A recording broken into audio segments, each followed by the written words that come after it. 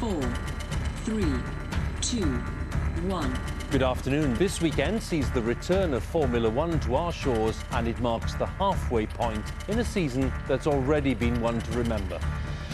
The season began in the desert of Bahrain, with familiar and less familiar faces taking to the grid. And we're away now in 2010.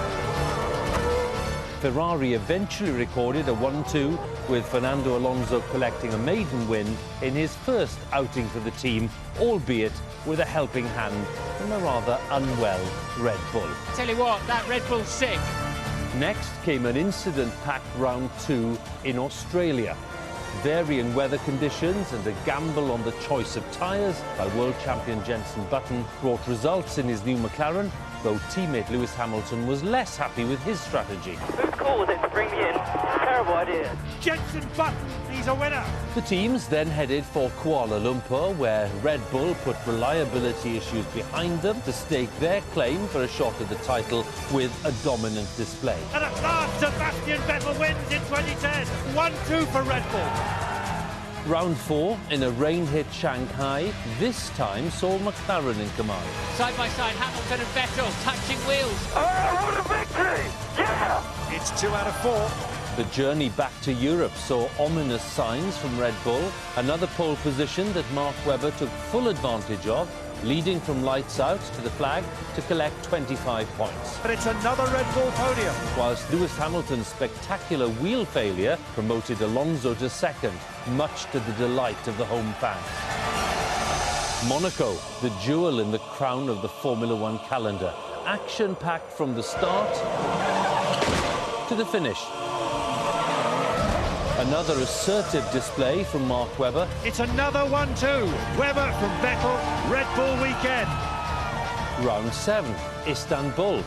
Red Bull supremacy seemed unrelenting until both refused to yield. Oh, did they come together? What was going on there? A season-defining moment? Possibly.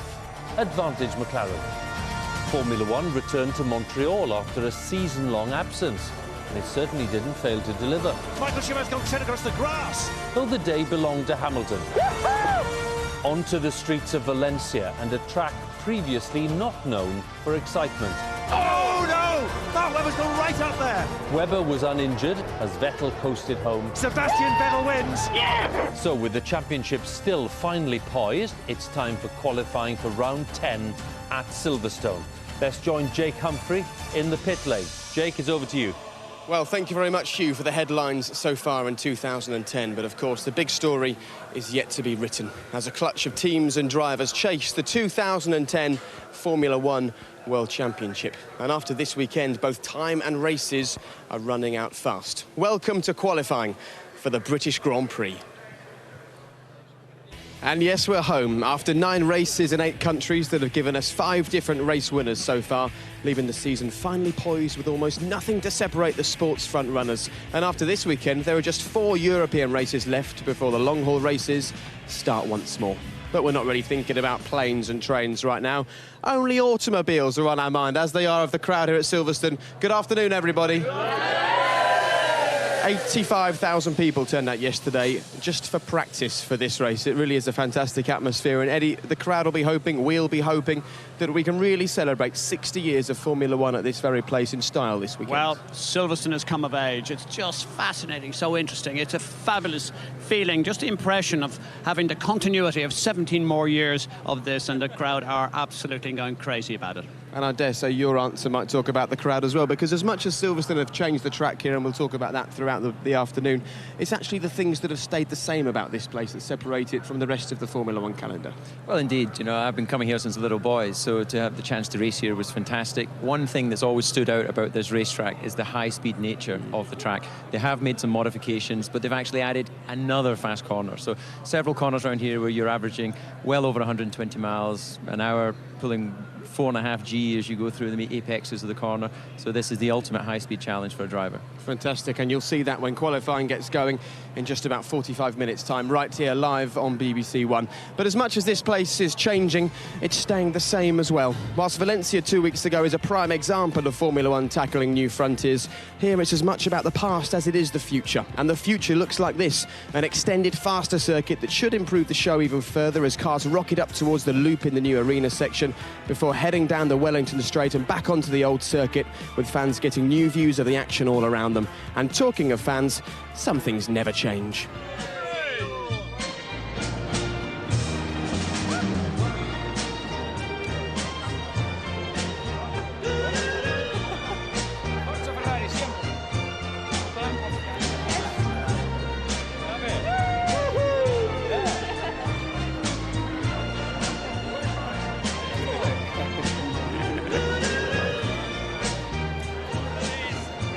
Come on, Luz!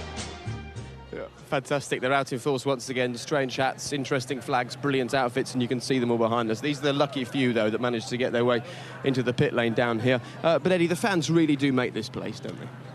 Well, it's something very special. I mean, I spent 30 years of my life in Silverstone village. I mean, a lot of these people were either neighbours or we met in school runs and everything. And it's a great, fascinating feeling. But when we went to the crowd and we've met a lot of the fans here, they've come from all over England. And the great thing is they're all united. They just want to be here for a British win and they want to have fun. They don't care about the weather, actually. They just want to have fun and a British winner. And I can see a mini Lewis Hamilton just over your shoulder there, look, wearing his race suit. Absolutely brilliant. But this time a year ago, we weren't really talking about the racing too much. You may remember Sebastian Vettel took the win there, and some people thought that perhaps this would be the last time that we'd see a Formula One car winning a Grand Prix here at Silverstone, because then the talk wasn't about this place, it was about this place, Donington. However, this pit lane never came to fruition. Unfortunately, Donington couldn't deliver, and so it was back to Silverstone, with the owners of the circuit negotiating up to 17 years to host the British Grand Prix, and that's given them the kind of stability that means they can really invest in this place. You can see there the new part of the circuit, but it's not just that that's new. As of 2011, we'll have a brand new pits and paddock complex, and it's starting to take shape already. There's all the steels, and it's so great to see this place looking towards the future, but they've managed to retain the integrity of the circuit at the same time, haven't they? Yeah, I think, you know, Silverstone is such a great venue. You got, most of the teams are based around this track. I used to live, like Eddie, very close to the track, and I think that what Silverstone have done, they've reinvested, they've created some new corners. We're going to have a new pit complex, as you say, next year, and the future's looking bright. Great, it's fantastic. Of course, it was right here in 1950 that the first ever Formula One race was run. Now, in those days, the Alfa Romeo 158s were the car to beat, but no one could beat them. In fact, they won the first race here by over 2 laps. But we thought it would be time for a little experiment to take the 1950 winner and the 2009 winner and put them head-to-head on the same bit of tarmac. So, Willie, you're representing Formula One from the 1950s. It's a great and colourful day for British motorsport. Daniel, you're representing the sport 60 years later. It's Red Bull on a charge! This is apparently the greatest racing car ever built. The 8-cylinder Alphas are the fastest cars of post-war racing. What are your first impressions? It'll definitely take some convincing to get in something like this and drive the speeds that we're doing. Their acceleration through the corners is highly impressive. Willie, you get the joy of driving a car worth millions of pounds, but what's it like? What's the experience of driving the 158? It's like sitting in an armchair. It's all corduroy, none of this carbon fibre. I love the corduroy chair, don't you? I mean, that is beautiful. That is lovely. Chair, not a seat. This is a 1.5 litre straight 8 engine that was developed post-war, 420 to 440 horsepower. It's 2-stage supercharged. It runs on alcohol. Hop in, actually, Daniel, and just sort of give us your impressions as you climb in there. How vulnerable do you feel sitting there? I guess it's just like hopping out of the shower and forgetting to put your clothes on. You feel quite naked. Can you even compare this to Daniel's contemporary Red Bull car? I suppose at one point it'd be the same when you're doing about 160 entering the braking point. Yeah. That's about the only similarity. Right, are you boys ready to go head-to-head, though? Modern F1 versus the 1950s style? Yeah, I'm more than ready. OK, right. Well, you're in the wrong car for a start, so let's hop out and get you in the right one. Here we go, then. The greatest Grand Prix car of all time, reputedly, the Alfa 158, the car that won here in 1950, up against the most recent victor, the Red Bull, that won the British Grand Prix back in 2009. Now, we think that in the past 60 years, Formula One has improved at a rate of half a second a year. Therefore, I'm going to send the Alfa first, with the green flag, and then it's 30 seconds till Daniel goes off in the Red Bull. The question is, are the maths right? Will they cross the line together?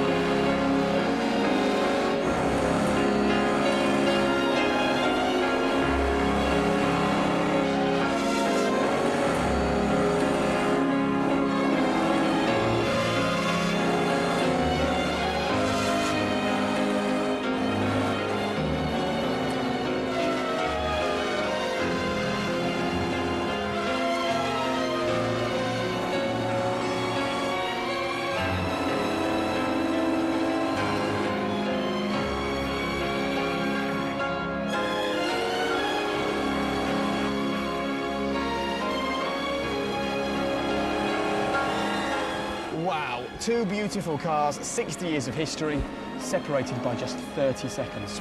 How time flies. Well, needless to say that Daniel Ricciardo, the Red Bull test driver, wasn't born in 1950, but one man who was, and one man who was at the first ever Formula One race. Murray Walker. Murray, so nice to see you here. Great to be here, Jake. Fantastic atmosphere. 85,000 people here yesterday. Heaven knows how many there are today. I wonder how many there were at the first ever F1 race here. You were certainly hoping to make up the numbers. 120,000 is the answer to that question. Well, there you go. There aren't many questions that you don't know the answer to. What's your standout memory of that weekend? Well, first of all, the Alpha 158s. Absolutely incredible. Totally dominant. Fangio went out with an engine trouble. Farina won the race and subsequently the championship. Alphas were 1, 2, 3, and nobody else was anywhere.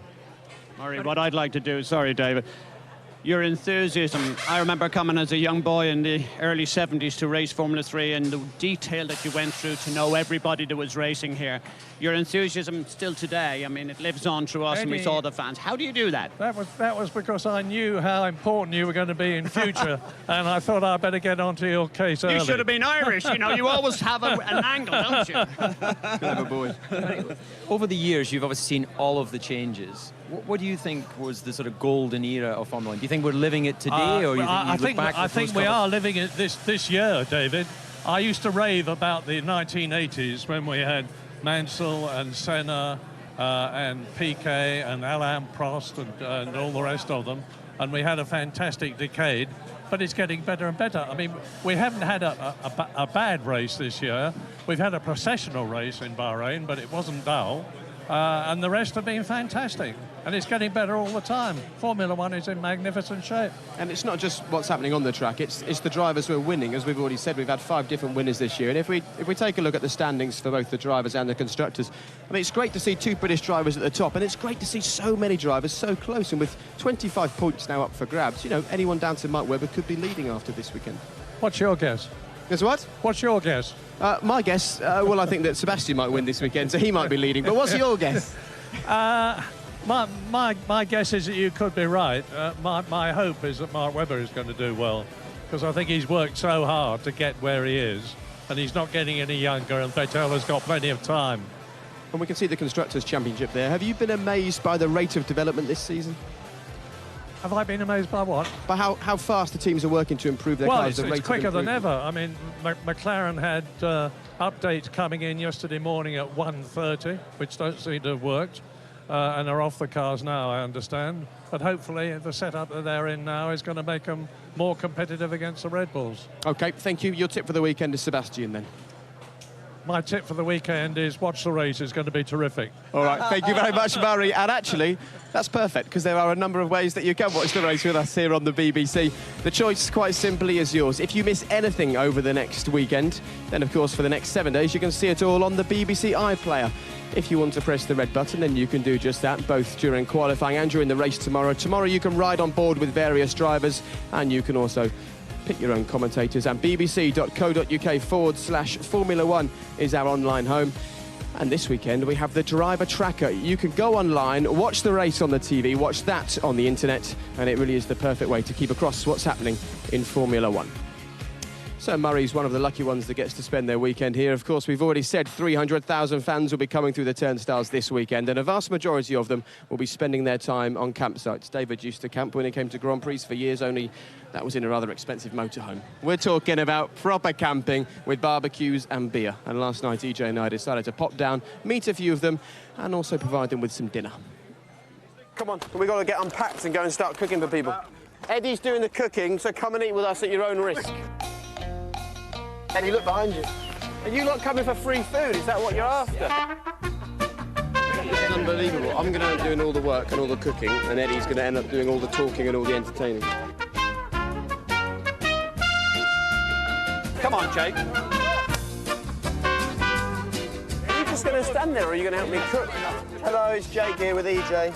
Hello, it's Eddie here. How you doing? Well, that deserves a round of applause, doesn't it? Give us a... Right, we've got to make a sign so people know what they're getting here.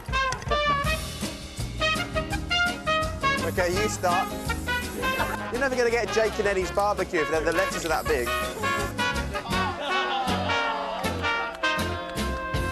So, tell me, right, why is camping such an important part of So if you meet people here, do you then say, right, let's meet up next year, see you back in the campsite? No, we just turn up and we always go for the same spot, and it's absolutely fantastic. You put it over there and you burn it otherwise. What are you doing there? That's a disaster. Jack, it's too hot. Told you when you put them in the middle, you shouldn't have put them in the middle. First F1 camping experience? No, 10. 10? Yep. How old are you? 22. So you've been coming since you were 12? Yep. So this is his first time on the telly. Yeah, it certainly is, yeah. Round of applause for the ladies. That's fine, that is fine. No. We've got a tent near here with some bread in it because we forgot the bread. How many of you are staying here? 17, I think. 17 of you? Yeah. So all of you guys staying here? Wonderful. Put it there.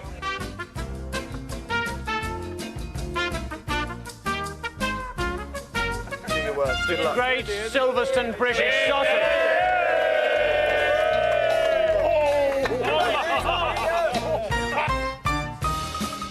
Well, I think that's the end of our little barbecue party, but we just wanted to say thanks so much for turning out, coming and having a chat with us, because if there's one set of people that make the British Grand Prix, it's you lot. So have a great weekend. Enjoy yourselves. Past my bedtime, we're out of here, Jake. Let's go. Oh dear, suffice to say the fans are better than EJ's cooking, eh?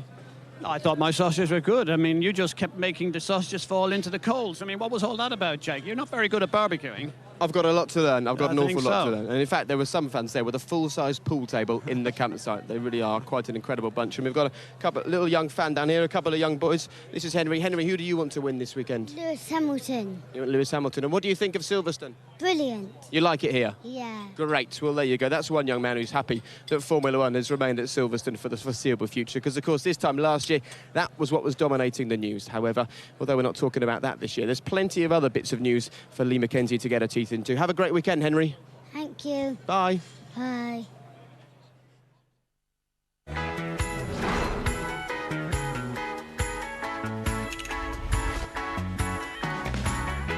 It's been a turbulent weekend in the world of Hispania racing, with Bruno Senna being left on the sidelines despite coming to Silverstone expecting to drive. Sakon Yamamoto takes his seat alongside Karun Chandhok. A team statement says Bruno has all the support of the Spanish team and will be back in the car this season. But there's no doubt that Senna will be disappointed not to drive on a track that he's won on in other series. Red Bull's Mark Webber has fully recovered from this spectacular crash in Valencia. He landed in London this week and did a quick pit stop outside the Houses of Parliament. Meanwhile, are politics still playing a part at Red Bull? The race winner has been told the only chassis available was the one that Sebastian Vettel rejected after Monaco. The Aussie will race the rebuilt and repaired Luscious Liz. After Monaco, we decided to change the chassis because it was damaged. It was cracked, so so I went back to a different chassis, and obviously he continued on his chassis because it was fine. And yeah, after last race, obviously his chassis wasn't good for any more use. It's the only car we can have, you know, to be honest. We don't have 5 or 6 chassis to pull off the shelf, if you like. So, look, I'm very confident in the car. I just spoke to one of them, he said it's set up beautifully. The car, you know, everything looks fine and I'm ready to go. The drivers' market continues to take shape, with Robert Kubica committing to Renault for the next 2 years.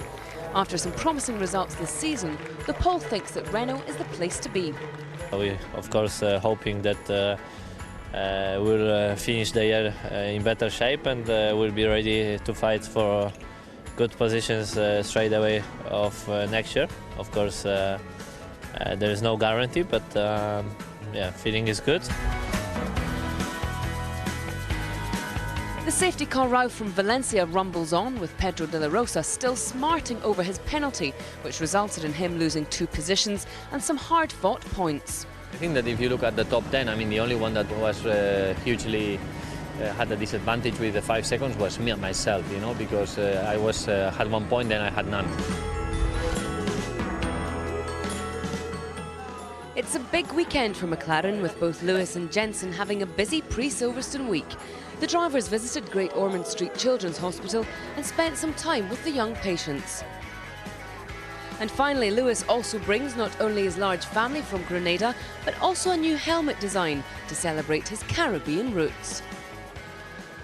Big weekend for McLaren and lots of work for them. We'll talk about that very shortly. But it's amazing, not just a number of fans here in the UK, but the type of people that love Formula One. Royalty are here. That's Prince Michael of Kent talking to Martin Whitmarsh, and of course former Formula One world champion Nigel Mansell, who's operating as a steward here this weekend. But that's not the only royalty. We've got some Formula One royalty here as well. Of course, Michael Schumacher is making his return to Silverstone this weekend. Amazingly, 18 years after he made his debut here and finished 4th back in 1992. But you would have thought that all those years and 3 wins later, he might have remembered how to get here, wouldn't you? But unfortunately, he needed a bit of help in the passenger seat. Well, here we are then, back in Britain, Michael, and the sun's out for you. Yeah, indeed. Great. That doesn't happen often. Do you want me to drive? No, I'd rather drive. Ready to rumble? Ready to rumble. Good. Do you still remember the way? No, but that's what I have you for. I'll direct you in. Good. How do you feel coming back here for the British Grand Prix? It's good fun because, I mean, the British really love racing. And do you enjoy the reaction of the fans? Because obviously one of your most famous battles was against the national hero Damon Hill. So to some you're a real hero, and to others you're the sort of pantomime villain when you come here. Yeah, I mean, certainly that is the case, especially being the Red Devil for so many years. And now I'm in the silver car in a proper English team. So it will be interesting to find out how the fans react. I know that you just had a meeting with Ross before we hopped in the car. How is that relationship going? Is it just like the old Ferrari days and the Benetton days? Did you quickly slip back into that with him? Yeah, he knows exactly what's going on. I trust 100% all his sort of thoughts and what's going to happen with us in future, how we're going to operate and where we maybe have or should improve. What do you still think is missing, either in yourself or in the car? It's not much. I mean, there is one secret. It seems to be the tyres that we all sort of struggle to understand. No, otherwise, honestly, I have a fantastic team around me. The guys are exceptional that I'm working with. Going back to January, would you have expected a race win by now, or do you think that would have been too much to ask? We certainly were much more optimistic. Honestly, we were hoping even to be involved in the championship fight, but that's to do with the development that we were not able to follow, and right now we're not quick enough. Right, now I'm saying we Looks turn like off we here. should turn left, yeah, exactly. Yeah. Looking at your finger. If I'm wrong, don't blame me.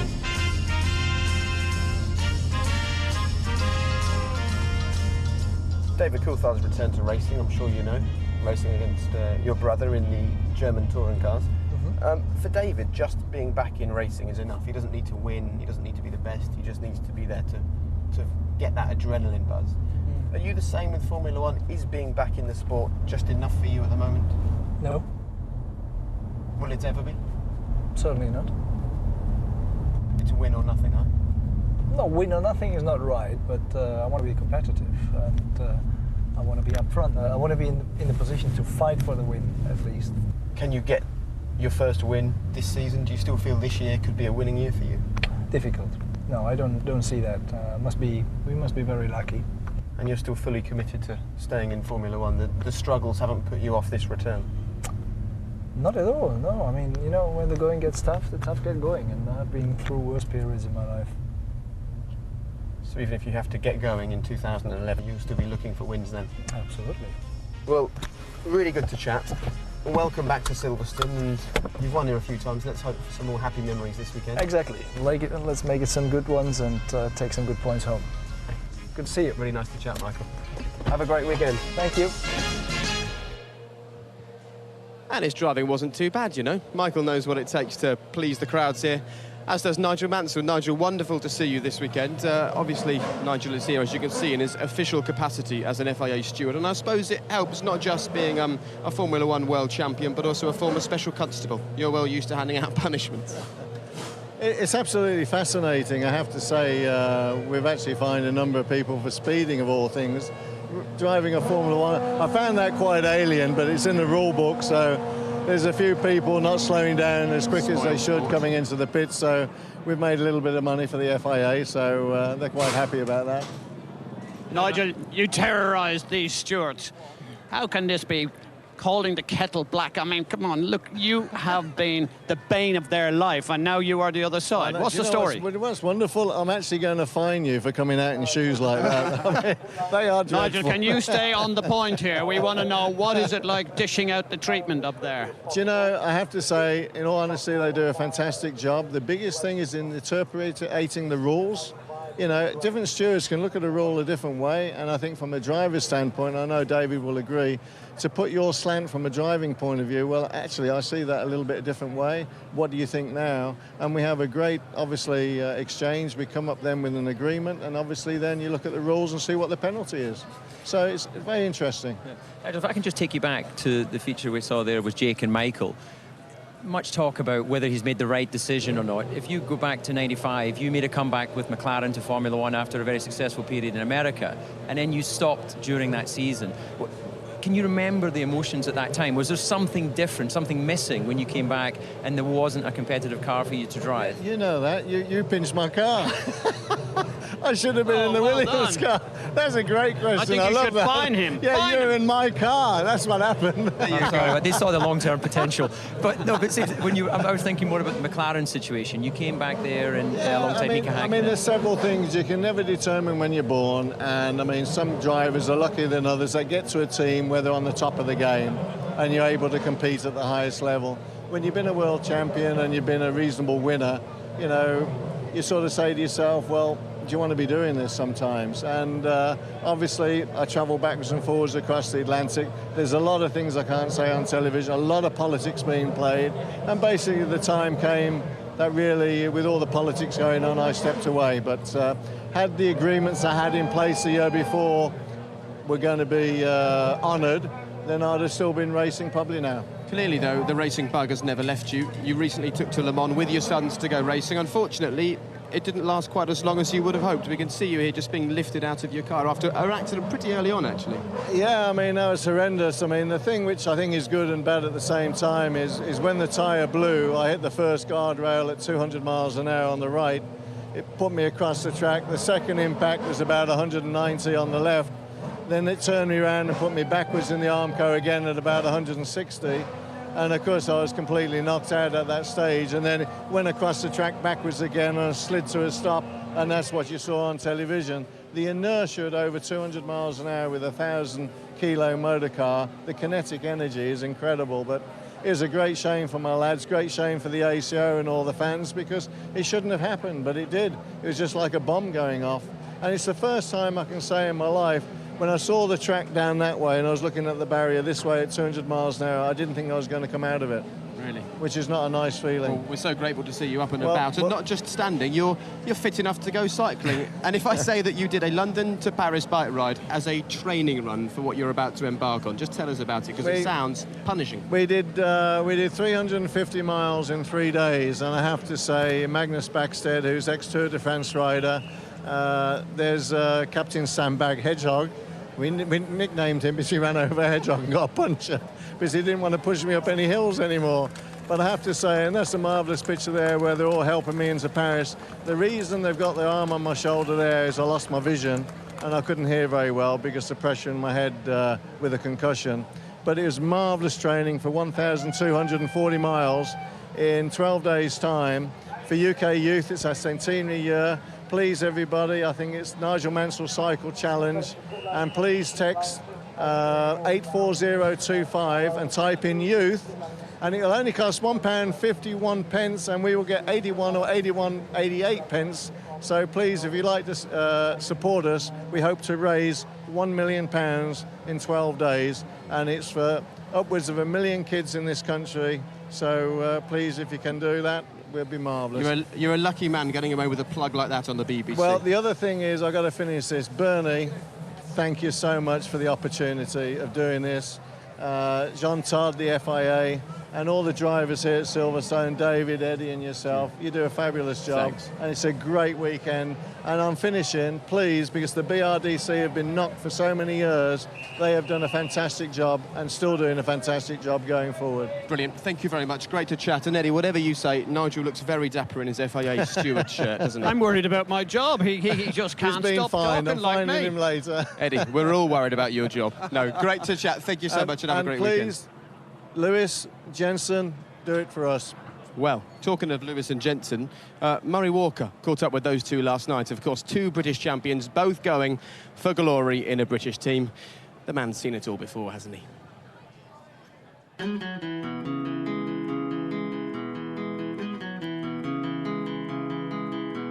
When I started, Lewis, the engine was in front of the driver. Flintstone cars back then. No safety belts, linen trousers, T-shirt, cloth helmet. Mate, it was safe no, to be no, at war in those no days. gravel traps, no Armco barriers. You don't realise how easy you have it. Easy. But they were going, okay. but they were going a lot slower than you do. Yeah. My first experience of Silverstone was in 1948 when Luigi Villarati won the race. 1948? Yeah, What? Yeah. How old were you in 1948? 25. No, you weren't 25. I was. 25? You were my age in 1948. Wow, how amazing is that?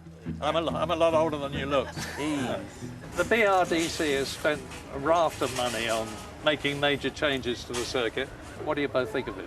I think it loses something that it hasn't got the flowiness of the circuit, but I think you gain something back because you do have some slow speed corners and it's good for mechanical grip. It's not just all about aerodynamics, and hopefully there'll be a possibility for overtaking. What about bridge? Do you I miss bridge. Do you miss it? You don't miss Priory, though, do you? I miss bridge, and I was always terrible at Priory, the one just after bridge, and I've been determined to get it right. Do you feel the presence of British fans when you're out there? Definitely. It's such a special atmosphere coming to your home Grand Prix, and the British fans have been amazing. They've been very, very supportive. I think more than other countries, everyone's so enthusiastic about the sport. Could you get in Jensen's setup and drive as quick as him? The cars are pretty much identical, so I couldn't drive his seat and pedals because he's got a bigger ass than me, but... he's got short legs. Yeah. Actually, that's not the case, is it? What? I've got shorter legs and a bigger ass than you. You have got, yeah. Not that I've been looking. So what's your favourite race, Murray? What's been your favourite race? My favourite race, I'm not being diplomatic, is here. Which year? Which Grand Prix? Oh, 87, Nigel Mansell, Nelson Piquet. I mean, it's like one of you being 20 seconds in front of the other with 28 laps to go. Yeah, Nigel caught him and passed him on the last lap at 1 at Stowe. Sold him a dummy on the left, passed him on the right, won the race by 2 seconds, I think it was. That was 87, did you say? 87. Yeah, I remember that Grand Prix. Yeah. That's the first memory of Silverstone. You must be older than you look then. Yeah, he is. He is. You age quickly in racing. I'm amazed at how you remember everyone's names. You remember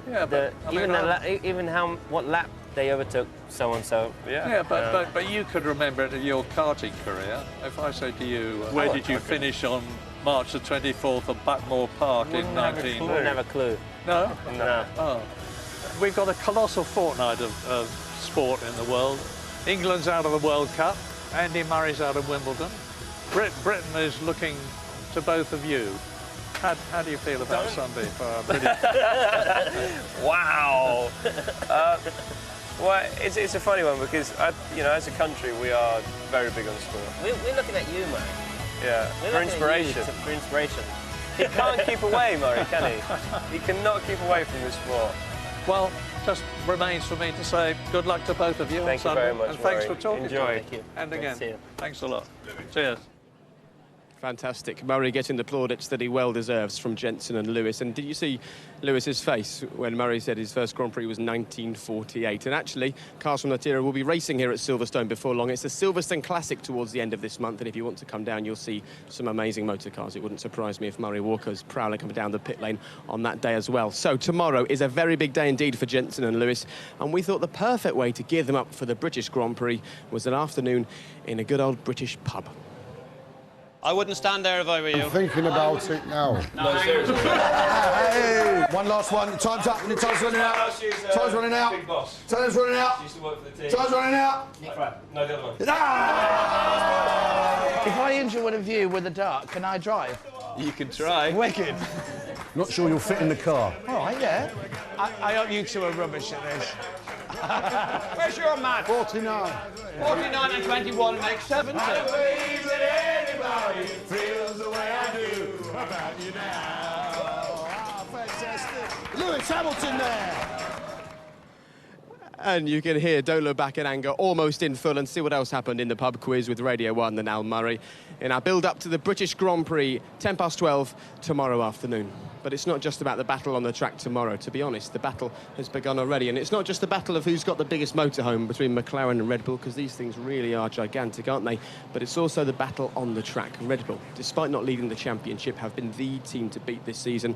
And McLaren have been working overtime to take the fight to them. This weekend, though, things haven't gone totally to plan. Here's Ted Kravitz with what kind of weekend it's been for the boys in silver. McLaren looked to be in trouble going into qualifying. New parts tested yesterday did not work. Worse than that, they actually made the car slower and more difficult to drive. The team have now abandoned the new package and have been forced to start their weekend again. The story starts late Thursday night into Friday morning. New parts were arriving hot off the production line from the factory in Woking. It's the Red Bull-style exhaust system that's been copied by many other teams. Using fast exhaust gas to power the diffuser should add downforce, but it tends to overheat parts at the back of the car.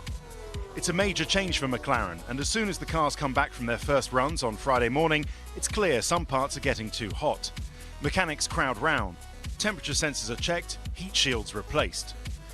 With the back of his car now fixed, Lewis Hamilton has a new problem. The increase in downforce has upset the balance of his car, and a bump in the middle of the Abbey corner launches Hamilton off the track. Meanwhile, Red Bull tests some minor aero parts with green paint and are happy with their car. McLaren find problems, Red Bull find speed. The first session ends, the engineers go into debrief. Hamilton and Button gather their thoughts over lunch. McLaren aim to use the second hour and a half of practice to try and make the car go quicker. Their rivals have also found some speed. Ferrari are looking good, Fernando Alonso just 2/10 off Sebastian Vettel's pace, Robert Kubica also quicker than both McLarens. Jenson Button admits he can't find a setup that works. Lewis Hamilton is only marginally happier by the end of second practice. Drivers and engineers go into debrief. At 6:30 p.m. on Friday evening, the decision is made to abandon the new exhaust system and go back to the old spec McLaren. Half an hour later, test driver Gary Paffett takes a helicopter back to the McLaren factory in Woking and spends the rest of the night on the simulator trying out different setups. McLaren begins Saturday a whole day behind everybody else. They have just 1 hour between 10 and 11 a.m. to catch up and find some speed as they try and hang on to their championship lead. The clock is ticking. Qualifying is just minutes away. In fact, qualifying is less than 10 minutes away now. Not that people look too disturbed up there in the McLaren brand centre here. And this just shows that when you've got a team as rich and as hard-working as McLaren struggling to keep up with the Joneses, this rate of development is so hard for the teams, isn't it?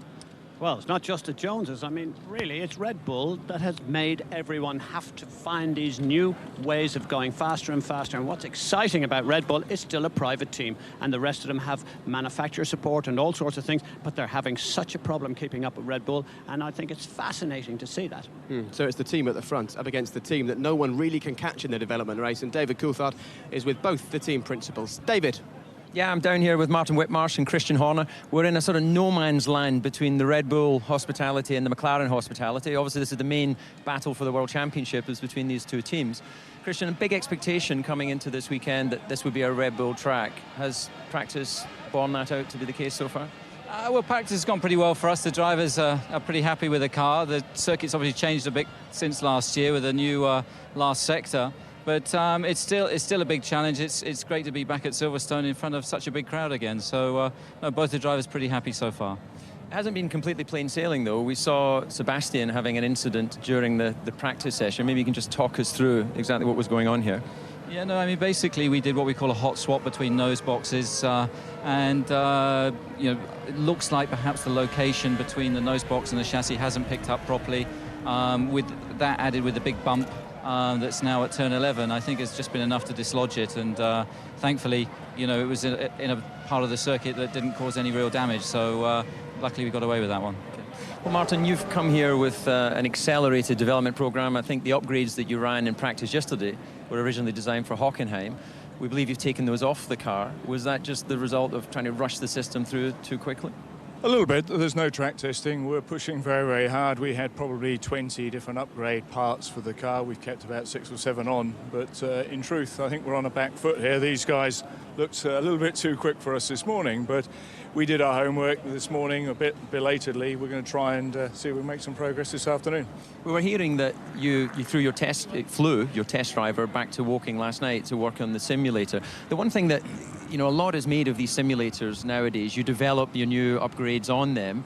If it doesn't work on track and you then fly them back to try and work it out on the simulator, why it didn't work out, how does that work? Explain how you can still have the same level of trust in the development process. Well, a simulator's not perfect, that's for sure, but it's just one of those tools, and I think he identified previously some of the characteristics that our drivers were experiencing. Of course, till you get on the circuit and start to feel the bumps and whatever else is going, you can then start to correlate the simulator experience. So we gathered the information. We knew we had a very different car here, one, frankly, that we hadn't set up. So Gary went back. He was there until the early hours this morning, running the car, getting some data, which we used to set the cars up this morning. We had both cars set up differently. We'll hopefully, from that, gather more information, and I hope we can do a better job this afternoon. Well, just a few minutes into qualifying. We're looking forward to seeing who's going to be the win the battle for pole position. Good luck to you both. Jake? Thank you very much, David. That shows you how hard life is without testing in Formula One now, doesn't it? Well, I think it's added to the excitement. We don't care. There's no points for testing. People don't get into seat testing, and I think it's probably one of the best things that the regulators, FIA, Bernie, have put in place, because we're seeing them doing their testing on the Friday and the Saturday, and all sorts of little problems like McLaren are experiencing. They probably came here full of the joys of spring, thinking that they were going to monopolise this race, carry on where they are, and you know, improve their position in the championship. But that's not the case, and we now know, really, Red Bull is even stronger. Oh, it's so good. Everyone's had their problems. Nobody seems to be immune from issues. There's Lewis Hamilton, who, of course, has had his own issues so far this season, but he's one of the drivers that everybody has turned up here to see. And I think that having 2 British drivers in a British team, David, you know, Jenson and Lewis, and there's Lewis waving at the crowds, it's probably ramped up the atmosphere here even more than usual, hasn't it? Yeah, unquestionably. You know, there would have been a fan base for Lewis at McLaren before Jenson joined there, and of course a great fan base for Jenson when he was at Braun Grand Prix. But bringing them both together in one team, you know, it must really split the crowd, because they want to see a British winner this weekend. Yeah, and Button has absolutely got talent, hasn't he, Eddie? This boy has impressed me so much. I've never seen in recent years a world champion do his role so good. OK, and there is the current Formula One world champion, and it is now time for the first part of qualifying for the 2010 British Grand Prix. Over to Jonathan and Martin.